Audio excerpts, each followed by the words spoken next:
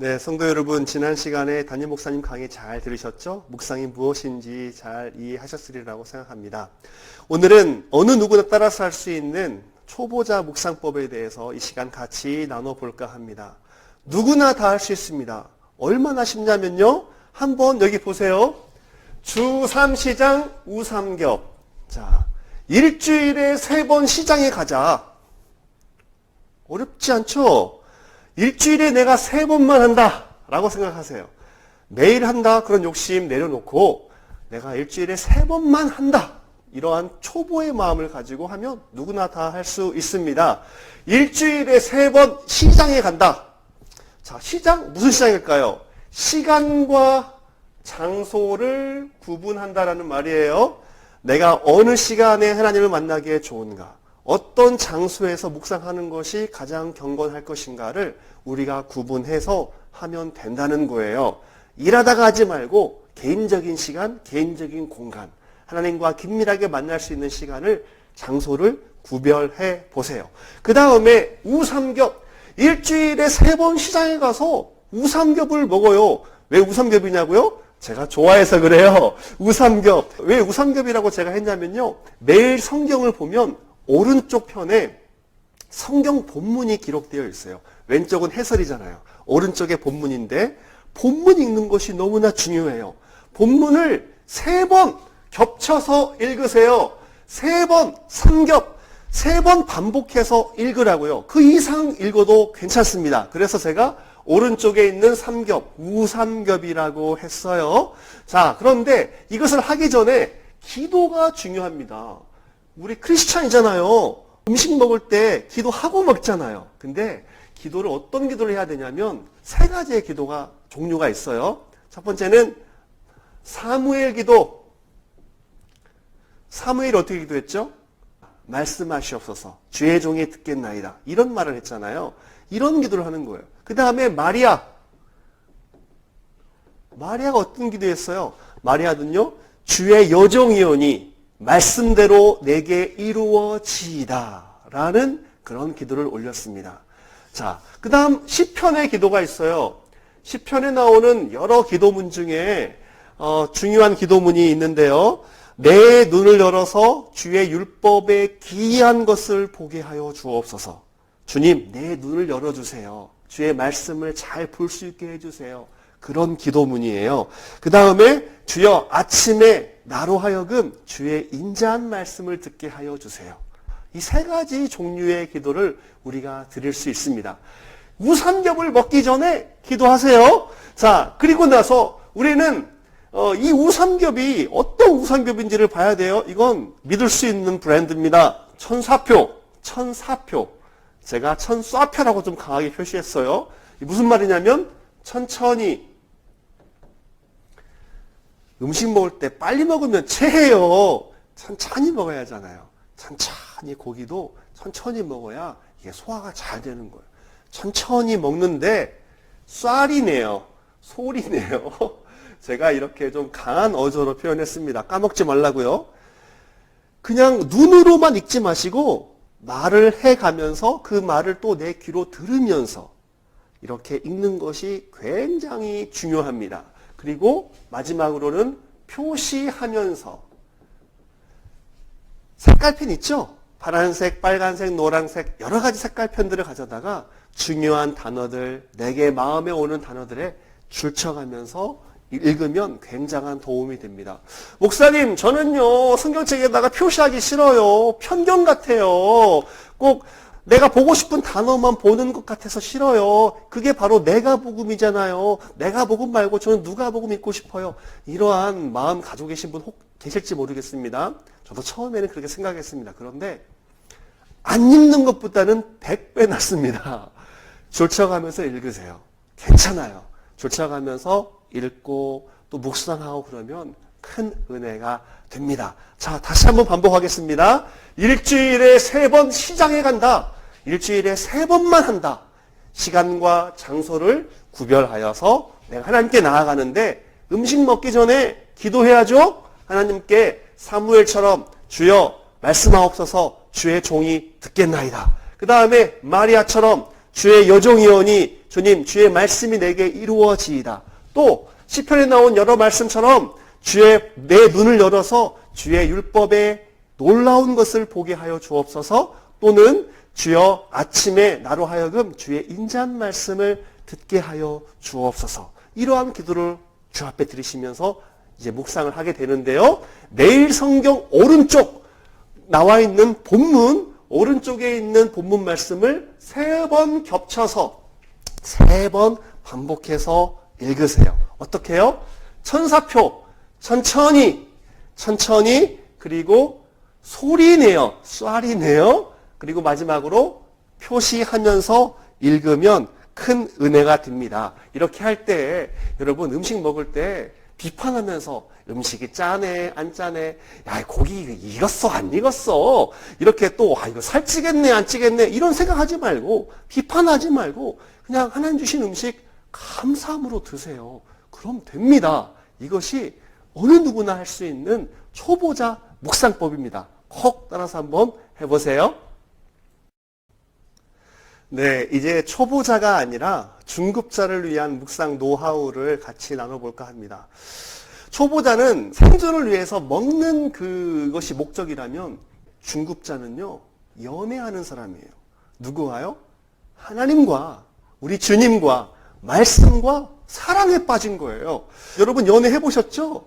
자주 만나고 싶고, 계속 만나고 싶고, 오래 만나고 싶은 것이 당연한 거 아니겠습니까? 이것은 의무적으로 하는 것이 아니라 자발적으로, 자원함으로, 기쁨으로, 적극적으로, 열정적으로 하는 거예요. 그래서 중급자가 아니라 연애에 빠진 사람은 이제 제가 알려드릴 방법대로 잘 해주시면 되겠습니다. 여러분, 우리가 연애를 하게 되면요, 자동적으로 수사관이 돼요. 무슨 말이에요? 상대방이 무엇을 좋아하는지, 상대방에 대한 관찰력, 또 관심사, 모든 안테나가 다 거기에 쏠리는 거예요. 수사관이 자동적으로 되는 거예요. 그래서요, 이 하나님 말씀을 우리가 묵상하게 될 때 연애에 빠지게 되면 단어 하나하나, 이 상황 하나하나를 잘 관찰하게 되는 거예요. 왜 이 단어가 쓰여졌지? 이것이 언제 쓰여진 말이지? 누가 한 말이지? 어디서 쓰여진 말이지? 언제 어디서 누가 무엇을 어떻게 왜, 우리가 육하 원칙이라고 하잖아요. 이것이 자동적으로 생겨요. 연애를 하게 되면 우리가 이러한 관심사가 생긴다고요. 우리가 말씀을 묵상할 때 이러한 관점으로 수사관이 되는 거예요. 주님을 더 알기 위해서. 그리고 나서 이 사랑에 빠진 사람은요, 성경이 말하고 있는 바, 즉 하나님께서 말하고 있는 바에 대해서 굉장한 의미를 찾기 위한 노력을 하게 됩니다. 막 사랑에 빠진 사람이 자기야 그러면 여러분 어떤 생각이 들죠? 그 자기야라는 의미는 뭐예요? 정말 사랑하는 마음으로 자기야 부르는 거잖아요. 그런데 너무나 오래된 관계에 있는 부부가 자기야 이러면 여러분 어떤 해석을 해야 돼요? 뭔가 잘못한 게 있는 거예요. 뭔가 실수한 게 있는 거라고 용서해달라는 의미가 거기에 있는 거예요. 이러한 관점으로 우리가 보자고요. 또 돼지야 이것은 정말 귀여워서 하는 말이거든요. 그런데 오래된 관계에서 돼지야 그러면요, 이건 진짜 살찐 거예요. 진짜 돼지라고요. 그래서 우리가 성경을 볼 때에도 이 해석을 하게 될 때 과연 이 의미가 어떤 의미인가, 어떤 상황에서 또 어떤 관계 속에서 어떤 처지에서 쓰여져 있는가에 대한 관심을 가질 수밖에 없고 해석할 수밖에 없는 것입니다. 우리가 성경 말씀을 깊이 묵상하게 될 때 굉장히 중요한 것이요, 문맥이에요. 문맥은 얼마나 중요한지 이 책 저자가 말하고 있는 책 전반에 걸쳐서 이 문맥에 대한 강조점은 계속 되고 있습니다. 너무나 중요한 말씀이에요. 여러분 성경 볼 때요, 어떤 단어 하나만 딱 떼가지고 해석하면 안 돼요. 앞에서 말한 자기야, 돼지야라는 것은 반드시 그 말이 쓰여진 문맥과 상황이 있다고요. 제가 예를 한번 들어보겠습니다. 여러분 이사야 34장에 보면요, 이사야 34장에 보면 16절에 여호와의 책을 자세히 읽어봐라 짝이 없는 것이 없다라는 이 말씀이 34장 16절에 있어요. 그런데요, 이 말씀 한 구절만 딱 떼가지고 보면 절대로 안 됩니다. 많은 이단들은 야 봐라 성경 말씀은 다 짝이 있다. 성경 말씀에 짝이 있다고 그랬다. 이 말씀은 이 짝이고 이 구약의 말씀은 이 신약의 이 짝이고 이런 식으로 자기네 마음대로 짝을 맞추거든요. 그런데 과연 그 말씀인가요? 아니에요. 이사야 34장 15절 그리고 14절에 보면요. 여러 가지 동물들이 등장해요.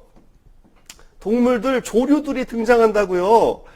그리고 이 동물들을 소개하면서 하나님께서 이어서 16절에서 말씀하시는 거예요. 이 짝은 말씀의 짝이 아니라 짐승의 짝이에요. 짐승, 암컷, 수컷의 짝이라고요. 그래서 이게 문맥을 빠져버린 이것만 딱 떼서 보면 성경의 의미가 완전히 바뀌어버리는 거예요. 이러한 구절들이 너무나 많이 있습니다. 그래서 우리는 항상 문맥을 중시해야 돼요. 과연 이 단어가 어떠한 구절에서 어떠한 단락에서 또 어떠한 상황과 배경 속에서 쓰여지고 있는가를 항상 우리가 관심을 가지고 관찰해야 되고 해석해야 되는 거예요. 이 연애의 기본입니다. 어떤 사람의 말을 곧이곧대로 표면적인 말만 이해하면 안 되고 내가 사랑에 빠졌다면 과연 이 사람이 어떤 마음을 가지고 이 말을 하고 있는가? 이 상황이 지금 어떤 상황인가에 대한 관심과 추적이 반드시 필요한 거예요. 지금 어떤 심정으로 이 말씀을 하고 계시는 것일까? 이 질문을 항상 잊지 마세요. 연애할 때 우리가 그런 마음 갖잖아요. 저 마음은, 내 사랑하는 저 사람의 마음은 과연 어떠한 심정일까? 이 생각만 우리가 놓치지 않아도 그 문맥에 대한 정확한 의미들을 놓치지 않게 됩니다. 이 핸드폰 어플 같은 데 보면요. 성경 어플이 있습니다. 성경 어플 보면 거기에 여러 가지 번역들이 있어요. 우리나라 새 번역이라든지 공동 번역이라든지 또 표준 새 번역이라든지 또 외국어로는 NIV, ESV 등등 좋은 번역본들을 같이 겸해서 비교해서 읽는 것이 또 좋고요. 또 대부분의 어플 속에는 이 주석들이 다 들어있습니다. 주석. 여기에 관련된 해설들 또 의미들이 잘 소개되어 있어요. 그런 것들을 우리가 잘 참조하면 은혜가 되고 또 도움이 됩니다.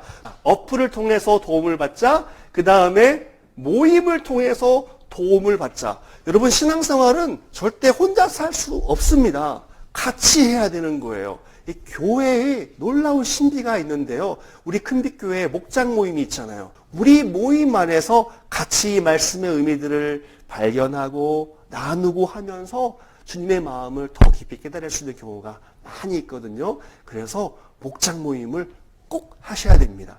또 이 책에는 나와 있지 않지만 제가 한 가지 덧붙이자면 우리 담임 목사님의 새벽 설교, 김선주 목사님의 새벽 설교 mp3를 꼭 들으세요. 제가 2년 가까이 말씀 들으면서 참 제가 늘 마음속에 가지고 있는 생각들은 참 우리 목사님 성경적으로 강해를 참 잘하신다. 문맥에 벗어나지 않고 충실하게, 성실하게 본문을 잘 설교하신다라는 생각을 계속 가지게 됩니다. 여러분, 우리가 하나님과의 관계에 있어서 정확한 그 주님의 마음을 알기 위해서는 여러 가지 도움이 필요하지만 특별히 이 새벽 말씀을 잘 들으세요. 매일마다 배송이 되잖아요. 여러분 카톡으로 배송되고 있는데 그 말씀을 잘 들으시고 곱씹어서 들으시고 묵상하며 들으시면 큰 은혜와 도움이 됩니다. 또 중요한 것은 우리가 처음에는 이 성경을 내가 주체가 되어서 이 성경을 대했지만 내가 주님과 사랑에 깊이 빠지고 이 말씀에 깊이 들어가면 들어갈수록 이제는 성경이 나를 지배하게 됩니다. 처음에는 내가 성경을 보려고 했어요. 내가 성경을 해석하려고 했어요. 그러나 내가 주님과 사랑에 깊이 빠지고 말씀에 깊이 들어가면 이제 성경이 나를 지배하고 성경이 내 삶을 해석하고 성경이 나를 이끌어 가시는 거예요. 그것들을 경험하시게 될 거예요. 그것이 말씀에 깊이 들어가는 거예요. 아름다운 꽃길, 그 정원을 분석하고 비판하고 해석하는 그러한 수준이 아니라 정말 그 꽃길로 들어가서 정원으로 들어가서 정원을 거닐면서 꽃의 냄새도 맡고 또 꽃의 색깔도 직접 보고 만져보고 하는 이러한 삶을 살라고 말하는 거예요. 바로 이것이 주님의 말씀과 연애하고 있는 사람들의 특징이 아닐까 싶습니다.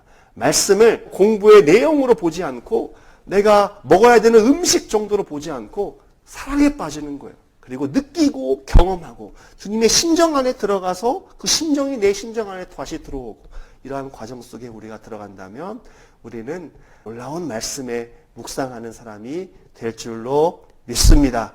화이팅입니다. 다음 시간에는 우리 이하수 전도사님께서 정말 시간이 없어서 발을 동동거리는 사람들을 위해서 한 줄 묵상법을 재미있게 우리에게 강의해 주실 거예요. 잘 들으시기 바랍니다.